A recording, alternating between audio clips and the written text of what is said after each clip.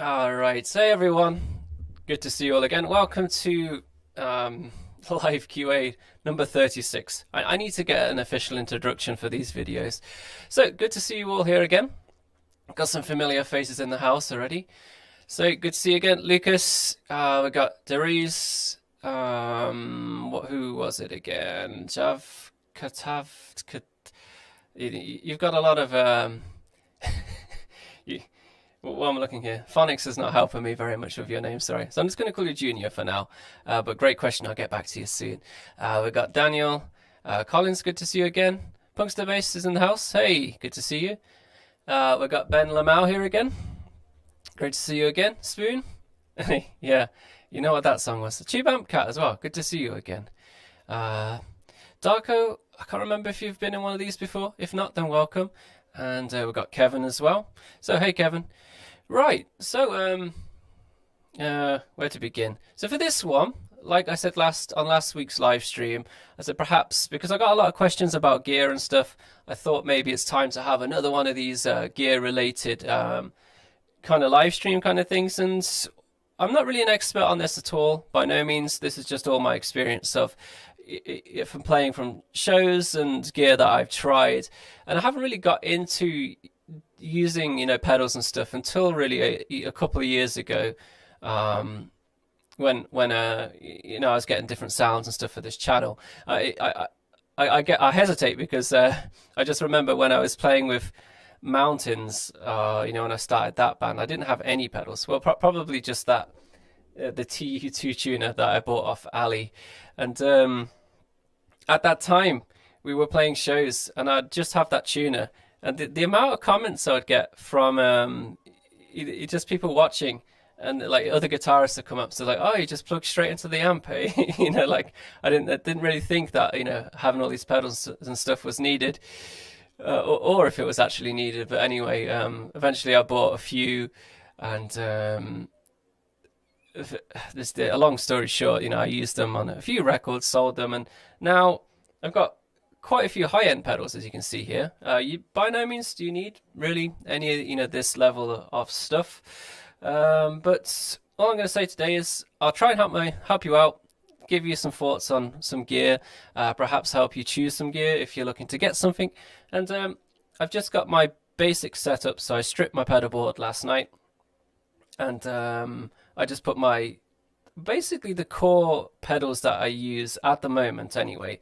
Changes all the time, of course, for my sounds. And what you heard in the intro there was my all-time favorite pedal that I've not got rid of this since I bought it. So the JHS Morning Glory, along with the Meris Mercury 7, and this overly unnecessarily expensive compressor pedal here, the Kali 76, for some compression there. So just want to say one thing before I take some questions, and then I've got some ideas anyway, don't worry. So you may be wondering why I got the compressor after the drive. I just prefer that sound, to be honest, and what I like is that even though when I play lightly, it's still there. Like when I was playing that incandescent intro there, when I come to the the finger tapping part at the end of that progression.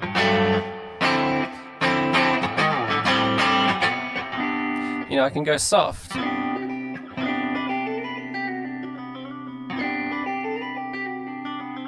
But I'm still there, right?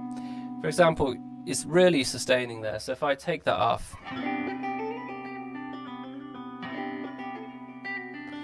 playing the exact same way, softly, but it's a bit too soft. So I like it just to be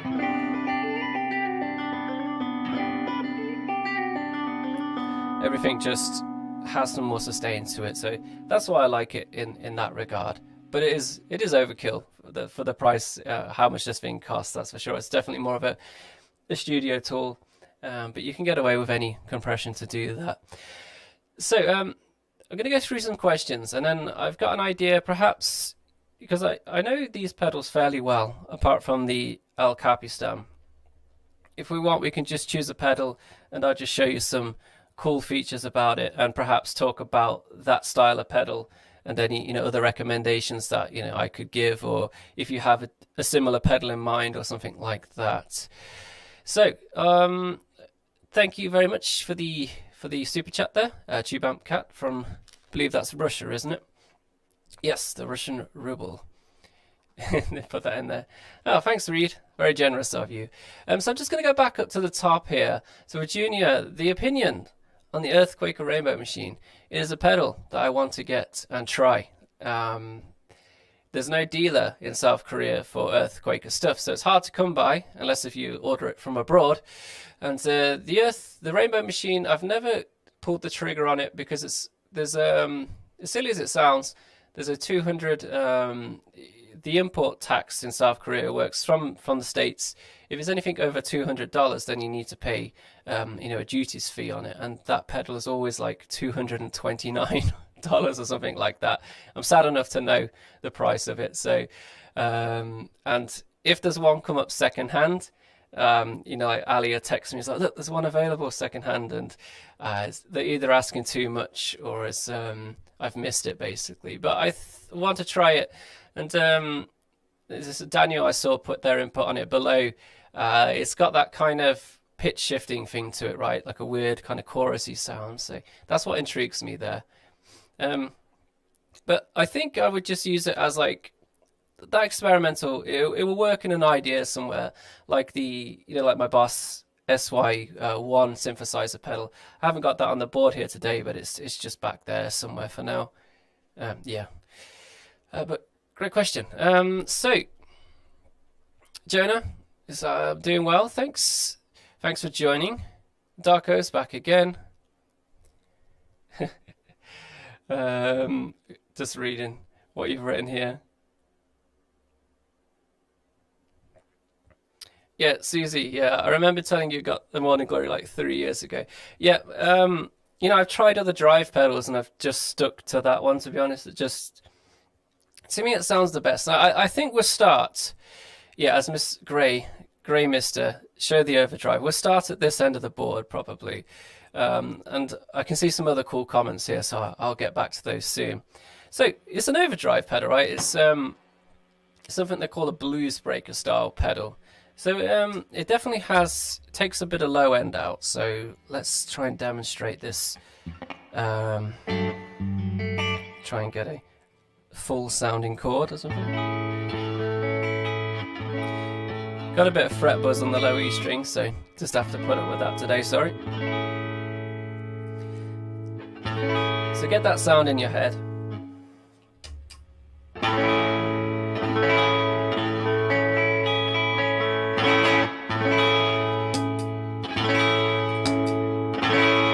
So there's an ever so slight dropout in the low end. I don't know if you turn the tone all the way down. Yeah. But it's a very nice, that transparent term of overdrive. That's why I like it. It's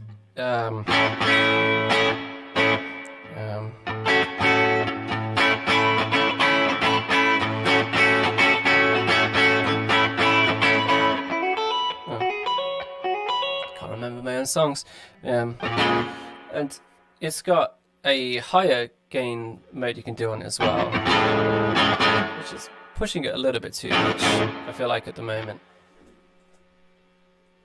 Let me know if it's clipping or anything in the sound here.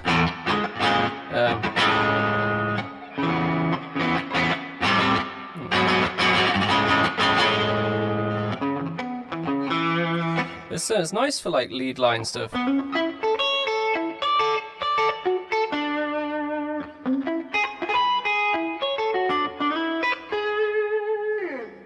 In that regard, but I rarely use it on this higher gain mode. It just becomes this like core, nice gritty drive sound. It's nice and chimey still.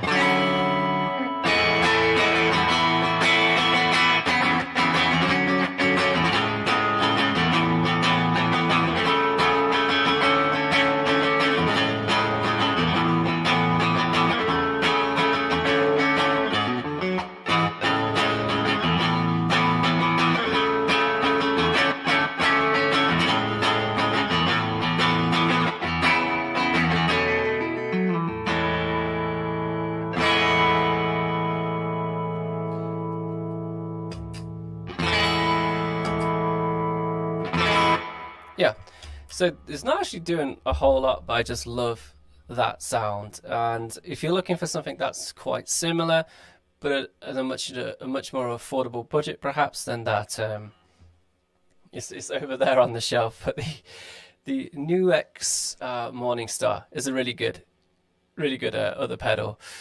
A similar style pedal that will get you that similar sound. But I like this pedal. There's much more to say about it. Not much. It's got a high cut on the side, so if it's too bright for you, you can cut that. But obviously, you got this tone control as well. Okay. Oh, let me get rid of that buzzing for you as well there. So let's take a look at some more questions, and then I'll move on, perhaps to either the compressor here or the ground control noodles. So. Okay, so Darko, they asked her, what do you think about Yvette's glitch pedal? I don't know how it's called, but it glitches out the guitar really cool. Is that like a recent one that she got? Because like I'm thinking back to like the rig rundown. I don't remember like there being a glitchy pedal in that regard. Like I know there's Somersault's like a really nice like lo-fi chorus sound that she uses. Maybe that's a newer one. I don't know. Maybe someone else fill me in on that. Okay, Patrick, what's it? Microcosm, is it? I can't read from here. By the way, I'm sat quite far away from my monitor today, so I can use these pedals. So the lens is actually zoomed in quite a bit. All right, but if someone has their input on that, Darko, we can get back. Yeah, okay, that's the name of new pedal she got. Perhaps it's that. I've not looked because I know that companies will send her pedals, because she can get them in front of a lot of people, right? So it's good publicity for them, right? Okay. Yeah, so carrying on down, Tube Amp Cat, we've got a question. So 2 days ago, I received my Torpedo Captor X from Thomann, and I'm very happy about it. It has great reverbs, twin tracker, and enhancer. Okay, so the Captor X, is that the one you can use like I'm using right now as like an attenuator for an like a tube amplifier, like a valve one, right? Yeah, because you got the Cab M, which is like just replicating different cabs. The Captor X is the one you can plug your amp into it and then XLR out into your audio interface. Very nice. That's exactly what I'm doing now. Basically, that's what's in this, and it's a wonderful thing. Like I have like a full. If you've seen the Rev D20, that's what I'm using today. It's just behind all of this stupid setup I've got here. Maybe I'll show you in a bit, but it's a wonderful amplifier. I've never even heard it through a cab, like a real cab. It's just been the way I'm using it the whole time. But it's a fantastic amplifier. I can't say enough good about it. But the Torpedo stuff, that's what's in there, the Captor X stuff. If you're looking for a way to directly record a tube amplifier with like no volume, if you're trying to mic it but you can't get a decent enough sound because you can't make it loud enough, I think that's a really good option for you. And the fact that you can tweak all the different cab sounds in that, the two notes Torpedo stuff. Let me try and load that up quickly, so I can show you what I'm actually talking about. I think that would help. Yeah, Revs, they do make great amplifiers. Really nice people too. Like they actually watched some of these videos, so they were like, oh, they messaged me, sorry, on Instagram. I was like, oh, I didn't know you got D20. Like, thank you very much for that. Like, so that was cool. Anyway, let's capture a new window. Add. Window capture, and let's go with the tornadoes. This is what the software looks like when you get it. So basically, because I'm not using a cab with this amplifier, it's going into my audio interface, and then now I'm running a simulated cab. So in this case, I've got a Blues Deluxe cabinet. Which sounds nice nice and glassy with this Telecaster. If I had to just cycle through and change the sound, for example, to a different like cab, so let's go to like this one. Now we've got a different, you know, that's pushing the mid-range a bit more on that cab, right? This is no means a demo for their product. I'm no way sponsored by Rev, just to point that out. We've got this Eddie Van Halen, I guess, 2x12. But you get a few free cabs with the software. And you just go through, tweak what you like. For me, I just like this, this Blues Deluxe sound.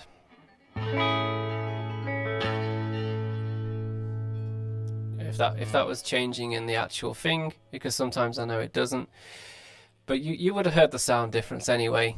Okay, so yeah, there's that. So it's really good software with that Captor X stuff. Okay, let's have a look. Who have we got? All right then. Going back up. Yeah.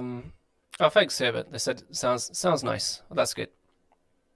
Tube amp cap. Yeah, it converts power amp signal to stereo with line level effects. Yeah, that's the one then.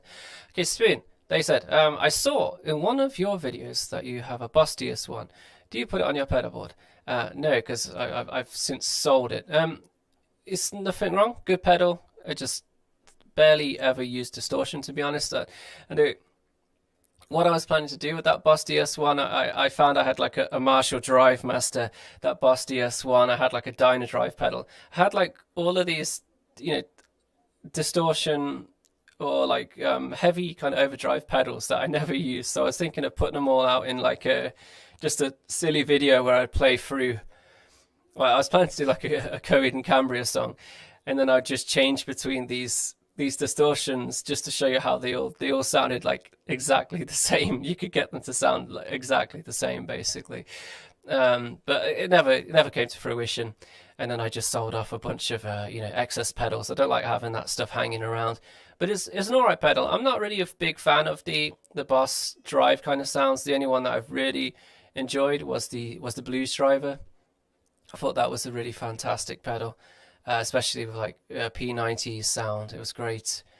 But the DS1, just keep the tone down so it's not too fizzy, and it sounds alright. Yeah. Jose, that is Stay Home. What I was playing earlier. No, that was one of my own, I believe. Thanks, Norbert, for slaying it. I should probably get to these comments as I do the stuff, right? Okay, Forbidden Sun. Do you think it is possible? I love this question. Do you think it's possible to get a good math rock tone? Well, it's not necessarily like a math rock tone, but I know what you mean. Just getting a good sound to play like math rock or like a Midwest emo, these kind of things. Just in a DAW with free plugins. Yeah, I'm barely starting my Spoiler journey. Okay, yeah, because I have no money for pedals and such. That is completely fine. If you watch the video that I did it was a while back now, but it was like my rig using all of my expensive gear, and then I used like a Squier Telecaster with a few pedals into DAW, and I used I forget the name of it now, Amplitude, the free software on that one. And with that one, I plan to make another video about that kind of thing, but that's by no means my forte, because I haven't really dabbled too much in that environment of using simulated stuff. So just to state like how I feel about it is, all of this time on YouTube, I've just been in this battle of things that are coming pre-audio interface and post-audio interface. So by post, I mean other effects and stuff that I would do post-recording, and then have stuff that's pre. And it comes to the point where I just want everything to be pre, so I know how my sound is before it goes into the audio interface. So on my videos, all of the stuff you hear, I never do any like post-processing or anything like that. It's literally just this, what you're hearing now, basically. So that was a huge investment in buying the D20 because it's not a cheap amplifier, but having an all valve style amplifier with a a valve power stage, having the ability just to direct that sound out, which sounds wonderful, and have all my pedals in the front, and these two are in the effects loop of the amp as well. But in the past I would try to use like some free software and stuff, and it does sound good. Like I said, if you're looking for free stuff, the only stuff I've had experience with is the Untitled Tube stuff, and they have like 2 Fender style amps for free on there, and there's a Marshall one and a bass one as well. But the Fender ones sound completely fine. They even have some pedals on there, so for sure you can definitely get a good sound. If you're having problems with latency, I suggest turn off if you're recording anyway, turn off that amplitude stuff, because that will increase your your latency. So there'll be less latency, sorry, not increase it, the opposite of that. And then record what it is you're going to play. Well, set up your sound so you like it first, sorry. Turn it off, record what you wanted to do, and then you can turn it back on again and hear how it sounds, with your recorded thing. That's the good thing about VSTs, right? Like, once I record this sound, it's going to sound that way no matter what I do. But with that, if I was just directly into like a high Z input on the audio interface and then put the software on top afterwards, then I can change the sound as much as I want. So there's the benefit there. But for me, it's just my preference. I like having it all before. How much I've spent on these pedals alone and this amplifier, I could have bought some really decent software as well. So I think that's completely a possibility there. And thank you for saying that you love the content as well. Okay, hopefully that helps you. Try out, that's the one I've tried, but I think other people here are going to have a much better insight on that kind of thing. So if you could help out Forbidden Sun, anyone, that would be really appreciated. All right, let's have some tea. Yes, Bird Glass, using Reaper as well, because Reaper's free. It's free door as well, which is good. Just use compressor and reverb. To be honest, like direct sounds with a bit of compression and reverb for clean sounds fine. It's only when you put like drive on that you get that really buzzy, like a bee stuck in a tiny jar kind of sound.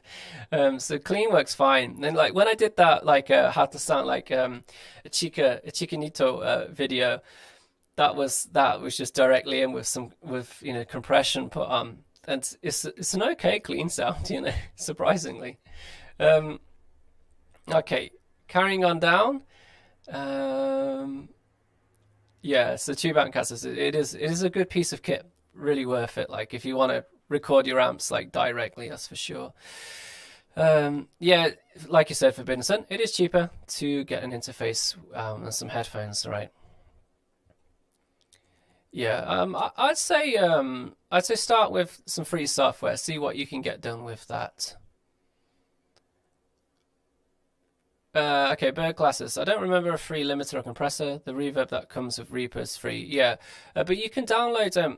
Reaper is like a separate, digital audio workstation. You can download Amplitude, the free version, and put that into Reaper, and then that has like I believe it has compression pedal anyway. Yeah, it does. Yeah. Okay, Tube Amp Cat. This is good. So I use a modern Fender EVH style 5150. Okay, a modern Fender. Okay, is that EVH 5150? And on the Blue Crunch channel, it cleans up very well. Good. Okay, very nice. And you're using the Harley Benton as well. Excellent stuff. I can't get those over here, but they seem really good value for money. Okay, Collins, love my pedal board. It makes for such good shoegaze ambience. Okay, so excellent. So you've got the Walrus, the fuzz, right, and Trem is crazy. The Joy-Con controllers. Okay, I'm not sure I'm familiar with that pedal. Right. So let's have a look at another pedal. Yeah, a waffle on. So we got about 25 minutes before my first class begins for the day, so we can get some stuff done. Hey, Sala. You've not missed much, I don't think. So, So compression, I kind of explained that in quite a few videos, so I think I'll go over that one today. I mean, skip over it. And we'll move on to the ground controls. So I was given this pedal. I'm not, you know, just saying it's good or I enjoy using it because I was given it. It's actually generally a nice pedal. So for example, a few things you can do with this is it's a selectable EQ.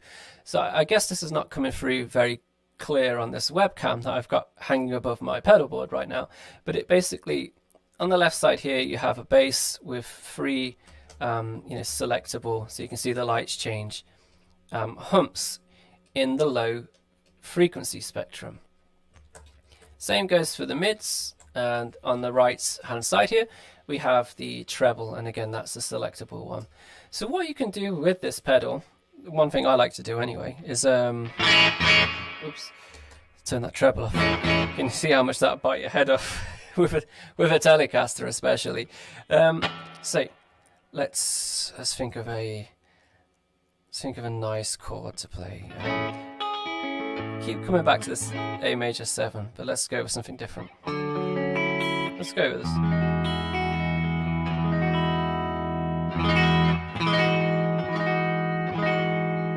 So you could set your amp, have it slightly before breakup, and then we can introduce like this mid control and some bass.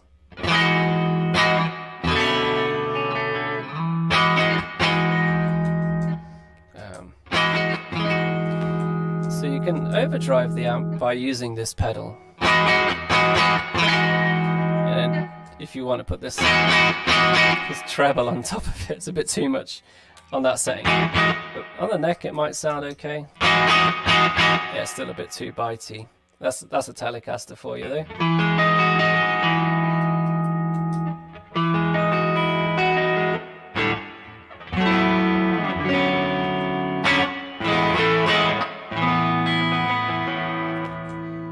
It's going to boost your signal, of course, because it's an EQ boost in that regard.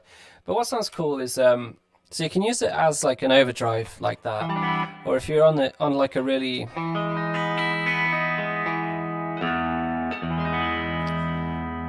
if I'm on the bridge pickup here, it's quite trebly, so we can introduce a whole lot of bass.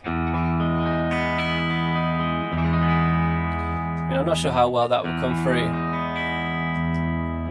on YouTube, but you can add loads of bass. Let's select the EQ hump while I'm boosting.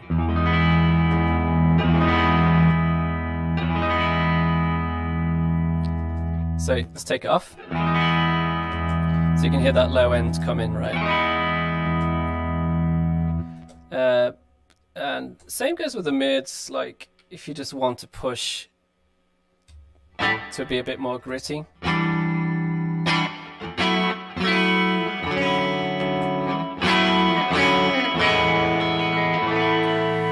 So I like basically this pedal is great for like if you want like obviously a volume boost, or you want to cut through a mix, you can just boost this mid control here. But it's also a great way to just get really nice natural overdrive sounds from your amplifier.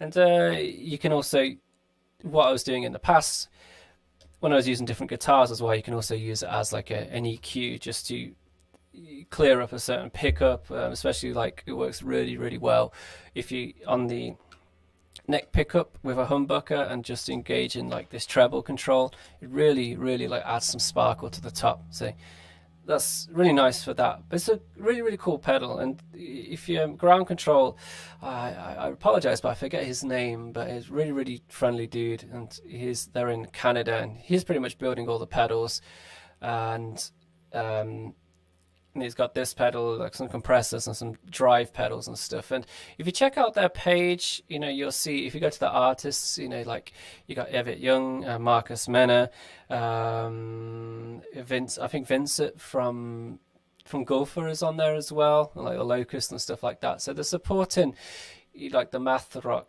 artists that we all enjoy. So I'm really more than happy to promote their stuff for them in that regard. All right, you're welcome, Forbidden Sun. Yeah. So that's the Noodles. Again, not much to demonstrate with it, but it's a fun pedal, like the JHS pedal. It's kind of one of those set it and leave it kind of pedals to get some nice drive sounds. If we move on, I'm probably going to go backwards here. I'm going to start with the reverb because I know this better, and then we'll come back to the El Capistan. So lots of you might be familiar with this pedal because of Yvette Young. You know, she uses this one. Mercury stuff is Merit stuff is great. It's kind of like, I think the person who does this used to work at Strymon, broke off to start this company, and again, it's like those high-end digital style effects. So I have it. It's a plate style reverb, and you've got two selectable reverbs on this. And and the cool thing about it is, you might not notice really how much it's doing at the moment, but when I turn it off, it's suddenly very dry. So all you're getting there is the room reverb simulated.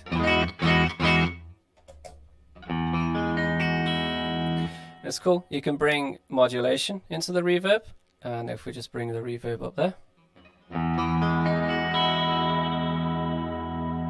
sounds so nice.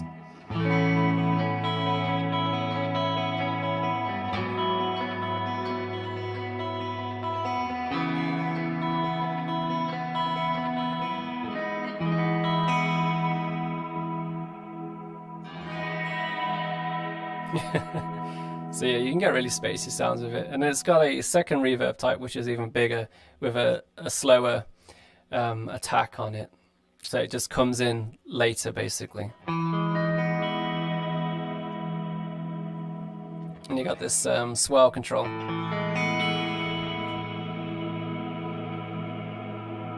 so it just swells the reverb sound, but I never really get into that territory. And another cool thing as well is, like, if you hold this Alt button here, each of these knobs has a secondary function. So like on this one here, the high frequency, you can introduce a like a vibrato onto the reverb. I'll go back to my, you can hear that coming in there. So now it's like shaking, right? On just the reverb trail. So that's cool, but again, something I never really use. You know, 99% of the time I use this pedal, it's just on this setting. It's kind of waste in that regard. And it has all this pitch vector stuff, so you can bring like a shimmer in. If I put it on the other reverb.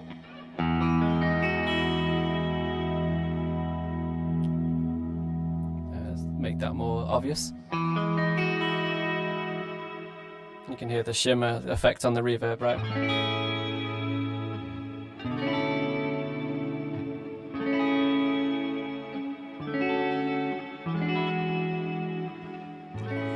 And then you can get into like the weird territory of putting like a fifth above it.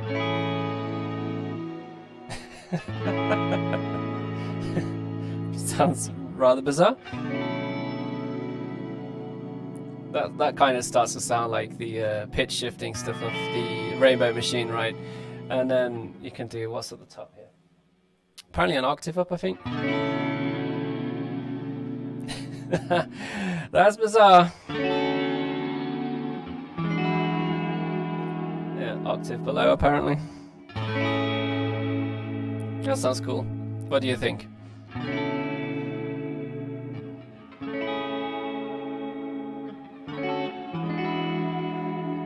Go lower as well, apparently.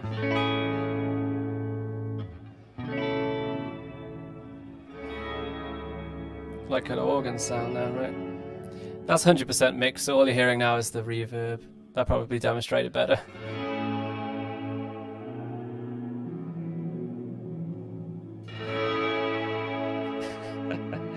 Yeah. Let's put that back to normal. Well, I say normal, how I have it set. Yeah, cool pedal, really cool pedal, and doesn't take too long to learn. Like many pedals like the Strymon, it has that that secondary function that you have to access by holding a button or something. But it's cool stuff. Hey 666, and you're welcome, Forbidden Sun. So got about 10 minutes left, so if you got any questions about particular guitars, pedals and stuff, I'll try my best to help you out in that regard. While you're typing, I'll mess around with the El Capistan a bit. Alright, so this one is a tape echo style pedal. And I got it in the multi-head mode at the moment, so it's got that rhythmic delay to it.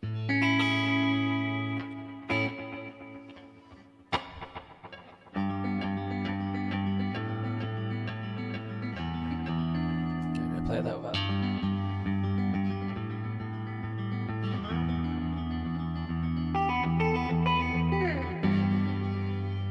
Bring it into the mix a bit more.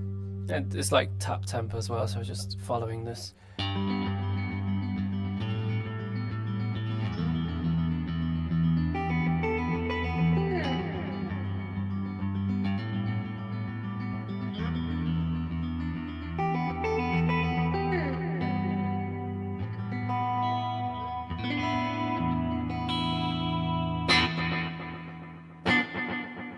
It just sounds cool. You can make it like modulate like crazy.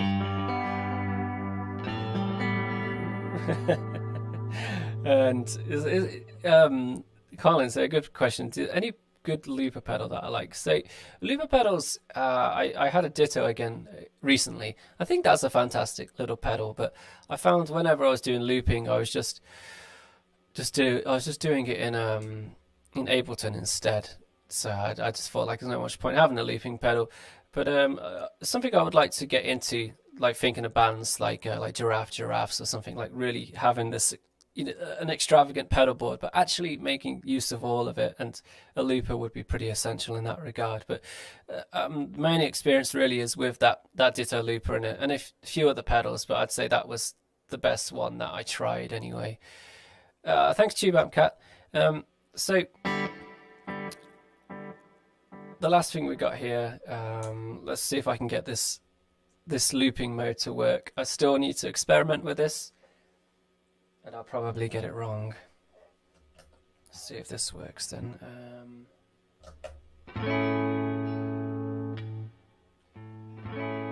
So it is like that then, yeah. So now it's recording. Let's see. Okay. Yep.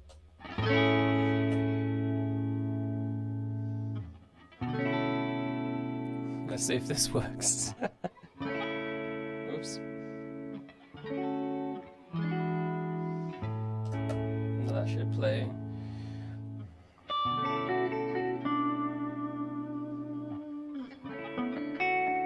Whoops. And it like repeats the loop again. It should put, yeah, what I just played over it, yeah.